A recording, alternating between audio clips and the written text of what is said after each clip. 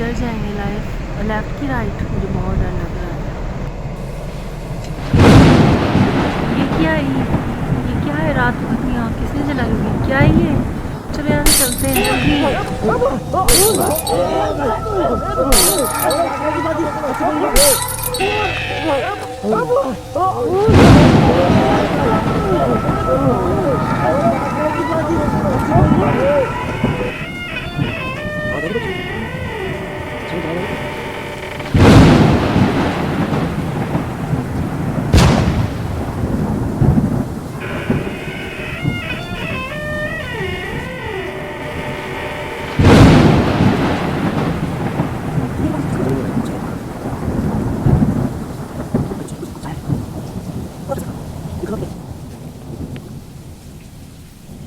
कभी कभी लाइफ में हम लोग और रास्ते ऐसे चुन लेते हैं जिनके लिए हमें पूरी ज़िंदगी पछताना पड़ता है। सेम उसी तरीके से हमने भी एक गलत रास्ता चुन लिया और उस गलत रास्ते को चुनने के बाद हमारे साथ जो हुआ, वहाँ पे क्या घटा, वो सब कुछ इस वीडियो में मैं दिखाने वाली हूँ और उससे क्या सीख लेनी चाहिए हम सभी को, वो भी मैं आपको बताने वाली हूँ।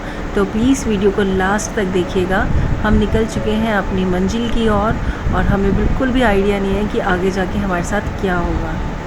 जिस जगह हमें जाना था वहाँ हम पहले जा चुके थे, लेकिन हमने बहुत बड़ी गलती की गूगल पर विश्वास करके। और दूसरी बड़ी गलती ये की कि हमने शॉर्टकट ले लिया। तो यहाँ पे हम खड़े हैं और हमें बिल्कुल समझ नहीं आ रहा कि हमें किधर जाना चाहिए, क्योंकि दोनों साइड कोई रास्ता नहीं है और सामने दिख रहा है ये पुल।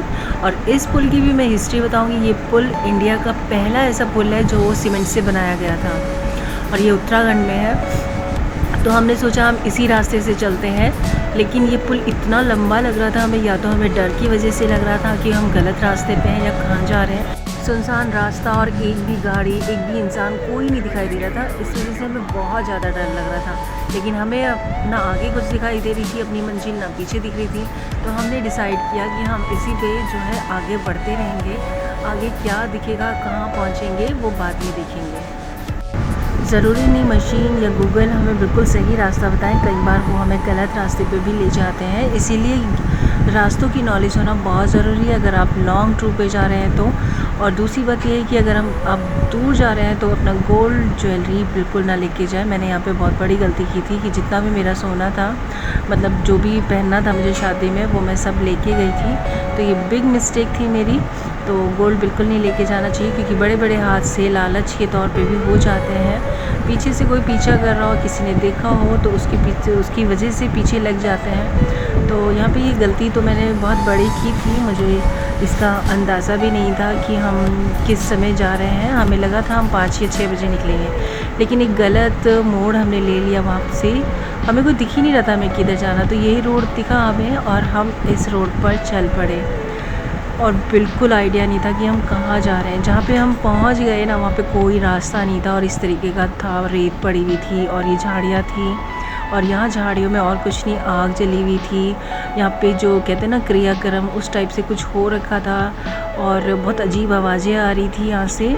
और बैंगल्स पड़े हुए थे, सिंदूर पड़े हुए थे, मतलब बहुत कुछ ऐसी चीज़ पड़ी थी जिनको देख के रूह हमारी कांप गई थी। और हमने फटाफट से यहाँ से वापस जाने का फ़ैसला लिया। लेकिन जब हम वापस निकले तो हमने मतलब उसके बाद जो गांव पड़ता है ना, वो भी गांव इतना डरावना था। आप देख सकते हैं कि बिल्कुल उजड़ा हुआ, जिसको बोलते हैं ना, सेम जानवर तक भी यहाँ पे नहीं दिखाई दे रहा था। मतलब किसी हॉरर मूवी का सीन हमें यहाँ पे जो है ना दिखाई देने लगा था। और मेरा तो मतलब बोलती ही बंद हो गई थी, मेरे से एक शब्द नहीं बोला जा रहा था। मैं इतनी डर के शांत बैठी थी कि किसी तरह हमें कोई बाहर निकाल दे बस यहाँ से।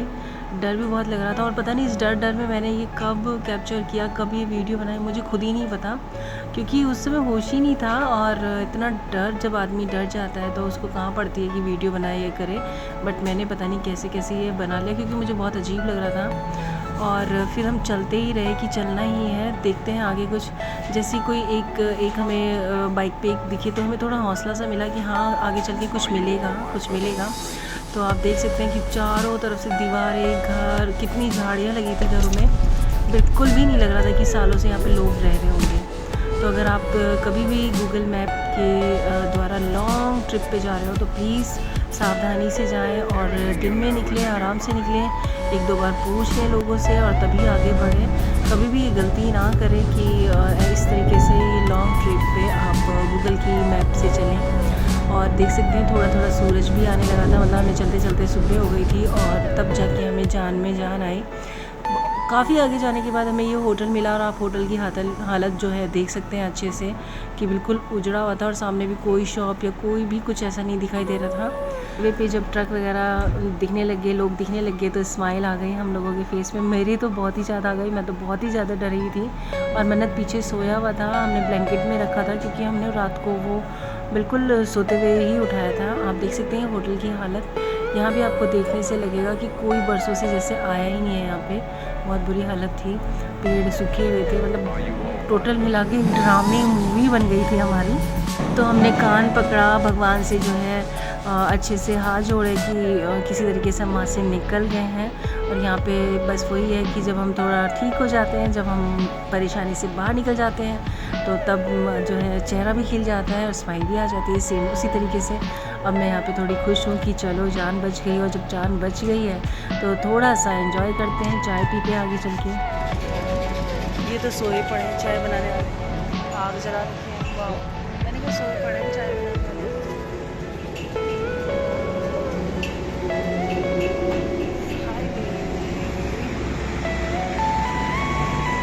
तो मैंने जग गया है नींद से, तो हम लेंगे। तो जब जान में जान आ गई तो कुछ ना कुछ तो खाना बनता है। ले लो बेटा, चिप्स ले लो तब तक। ये चने का पैकेट और लेंगे। आग जल रही है और ठंडी ठंडी हवाएं हैं और साथ में है कुल्हड़ वाली चाय। आप भी ले सकते हैं कुल्हड़ वाली चाय।